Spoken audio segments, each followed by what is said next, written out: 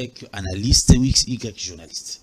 Ça, c'est très important et ça va faire la fierté de notre métier. Moi, en tout cas, je me suis lancé dans la com parce que, justement, je suivais des aînés qui, une fois sur le plateau des télés, vous sentez l'équilibre dans le raisonnement. Oui. Pas d'extrémisme.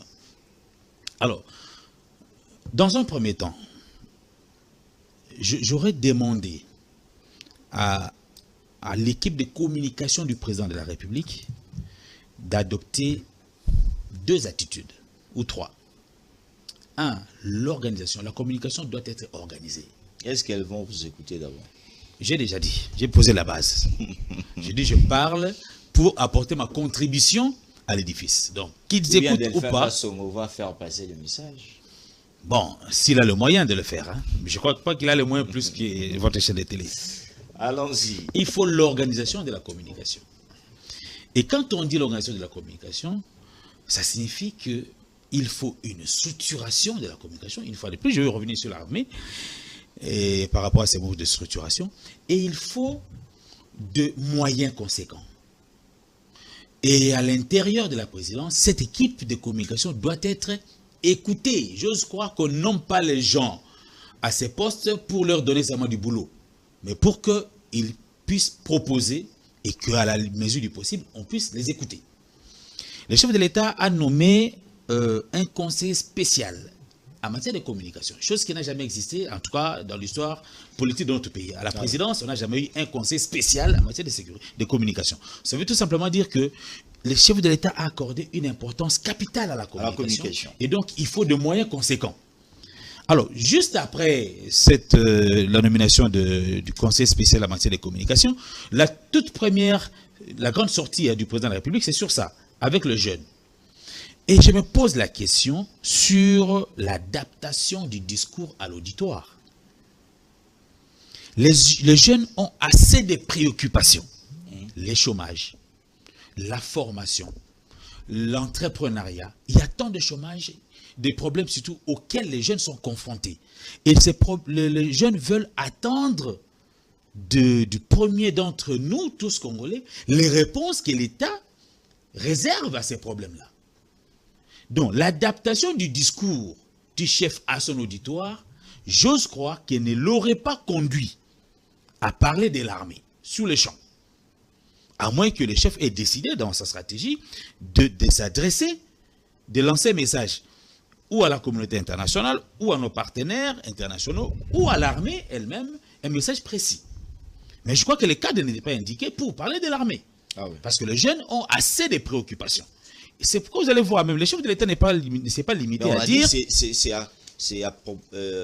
à l'occasion d'une question qui a été posée au chef par les jeunes. Le chef de l'État ne s'est pas limité à dire qu'il a trouvé une armée de clochards. Il a dit que une armée de clochards, oui, mal équipée, mal formée, mal encadrée, mais on les a envoyés au front dans cet état et ils réalisaient des miracles. Et je me pose la question par quelle magie. Alors, vous comprenez un peu ça. C'est pourquoi je parle de la question de l'adaptation du discours. Moi, je ne parle pas, enfin, je ne divague pas. Je parle sur les faits.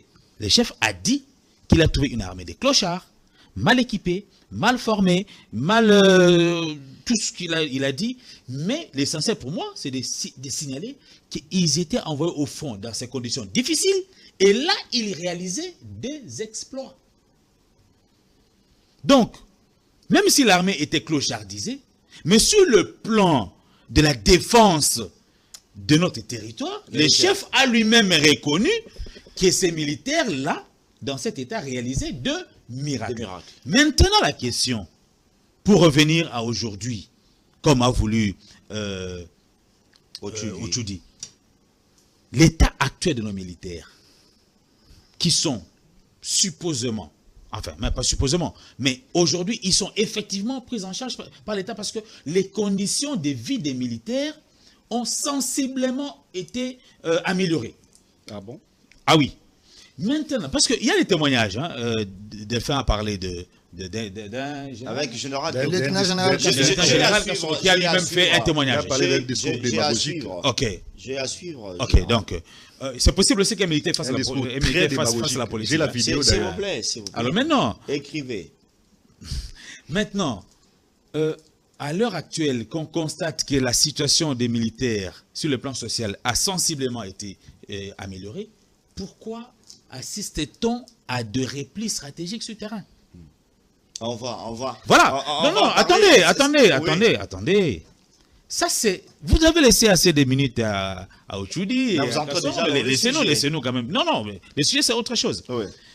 Donc, la question, pourquoi il y a assez de replis stratégiques au nom de la défense des civils et qu'après avoir laissé les civils exposés au feu de l'ennemi, le M23, on jette maintenant des communiqués matin, midi, soir pour dénoncer les tueries de la population. Ces replis, c'est un abandon de la population. C'est pourquoi on assiste même à des procès des généraux ici à Kinshasa.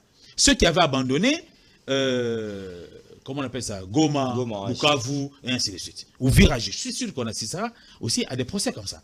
Donc, à mon avis, les chefs avaient trouvé une armée structurée, en tout cas au moment où il les disait, il n'avait pas en tête qu'il va rencontrer un jour les jeunes qui lui posèrent cette question. Je crois qu'il était aussi honnête. Et on ne peut pas, en tout cas, toute objectivité, dire que l'armée est structurée et qu'elle est à la fois une armée de clochards. Non.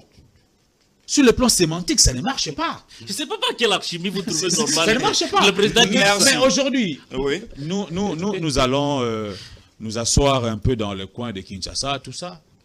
Mais la mendicité des militaires, on vous a dit que c'était terminé avec des faits. Non, c'est pourquoi j'ai parlé d'éviter la communication extrémiste. Donc, Ochoudi est allé dans l'extrême du négatif et Kasongo est allé dans l'extrême du positif. Ce qui n'est pas favorable tant pour le peuple qui nous regarde que pour ceux qui dirigent et qui peuvent tirer quelque chose de bon de chez nous. Merci. Voilà. On va entrer dans le débat retrait de l'AFC M23 d'Ouvira, victoire diplomatique du gouvernement ou générosité de Rabat. Je vais demander à la régie avant de commencer parce que cette vidéo va tellement nous aider du gouverneur, le porte-parole du gouverneur du Sud qui a eu au moins à annoncer.